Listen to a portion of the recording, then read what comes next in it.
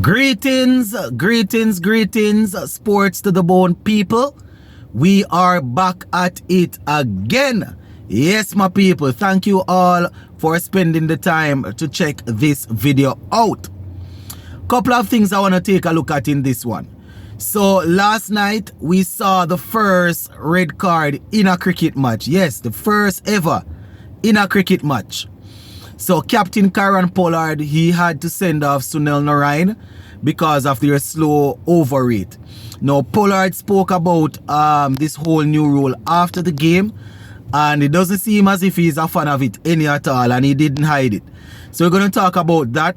Plus we're going to take a look at the West Indies under-19 players. They went up against Sri Lanka under-19 in their first ODI game of 3 yesterday. We didn't win the game, but we're going to spend some time and give you a quick recap of how things went. So just give a listening ear until the end. The comment section is there. You can go ahead in the comment section and let me know what you all think about this. So taking this little bit of information from Wisden about the Pollard and the red card incident. So this is Pollard. And I quote, "To be honest, it will take away the hard work everyone has done. We are like the pawns and we are going to do what we are told. We are going to play as fast as we can. If you are penalized for 30 to 45 seconds in a tournament like this, it is absolutely ridiculous," says Pollard. So if you are penalized for 30 to 45 seconds, it is absolutely ridiculous. And I think they probably, I don't know if this is something that will catch on and will continue, but it's a way to keep the game going. It's a way to keep the pace of the game going. So I understand what the CPL organizers are doing, but at the same time, according to them, they are using their estimate and they are applying leniency based on stoppages for injuries or review or whatever. They say that they are doing all of that. But I don't know how they monitor all of that. But my issue with this, it's not that I don't like changes. My issue is that all of the changes that we see happening in and around T20 cricket seems to be benefiting the batting side only. I know that is what people want to see. People like to see the ball sailing over the boundary. That is what brings in the money and all of that. But you still don't want to take away the actual competition, if you understand what I mean. You don't want it to be a case where it is just bowlers going against batsmen that are well backed by different rules. You want to see the challenge. As Pollard said, it takes away from the hard work that has been done. But I just one of them things there. At the same time, you have some teams that they take a long time to get through their overs. Every 2 or 3 deliveries that they bowl, they stop and meet in the pitch for conversation, trying to work out plans and all of that. And that kind of slow down the game, I understand that you want captains and players to be strategic and to learn to, strategize and things like that. But some of them take it to the furthest extent. Some of them are very, very good when it comes on to wasting time. We are not watching cricket for the first time. We are not watching CPL for the first time. We see people do all sorts of things to try and especially when their team is in a bad position. We see people do all sorts of things when the rain is around the corner. All different things to delay the game. We see some of these people do. So I can understand the guys, the owners and the managers wanting to see the cricket push on.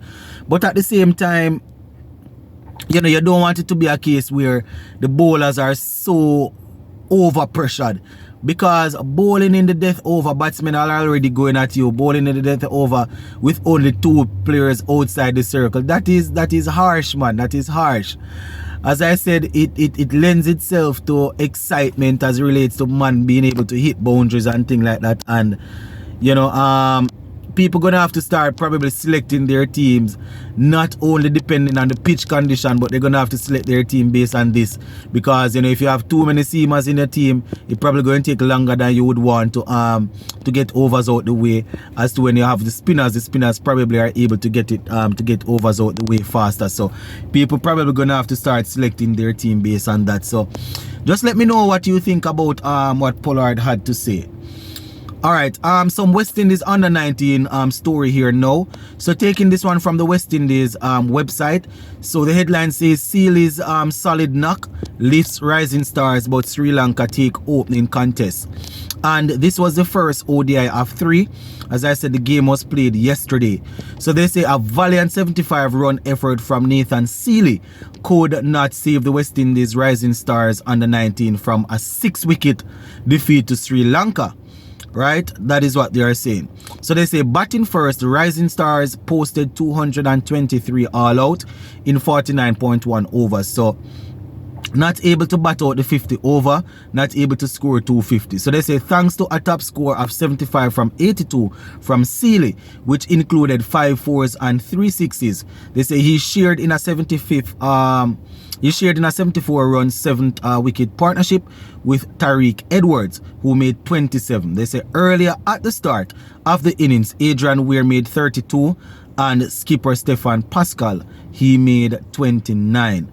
So that is how it went, my viewers and subscribers. Sanketh, he took 5 for 48 from his 10 overs for the Sri Lanka team.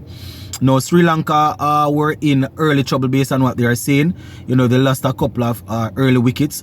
They say Nathan Edwards and Ryan Edwards, they scraped, they dealt with the opening pair, you know, getting rid of them quite early.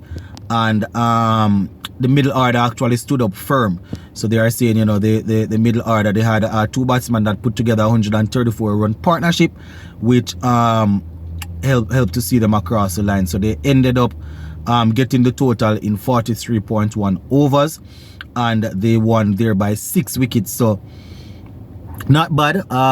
It's good to see that the under 19 players are out there and getting some work in, because we have to remember that, you know, the tournament will be held in, I think the next under 19 major tournament will be in Sri Lanka. So at least they are getting used to the conditions. At least they are there working and they are being active. One of the worst thing is when you have the players sitting down or playing some little cricket that is not as competitive, and then you don't get as much as you would like from them. So that is where it is at now, my viewers and subscribers. So just wanted to give you guys that update. Gonna leave it right here for now. But quick reminder, if you have not yet subscribed to the channel, you need to subscribe. We're giving you the watch alongs, we're giving you the ball by ball commentary, we're giving you some good top class review, straight reviews without being biased, except when the Tala was playing. But you don't know it, go. This is where you come for all your sporting updates, cricket, football, track and field, whatever you want, you get it. You probably get a little golf and jacks here every now and again. So make sure you subscribe. Zin, big up on yourself, my people, and stay safe, alright?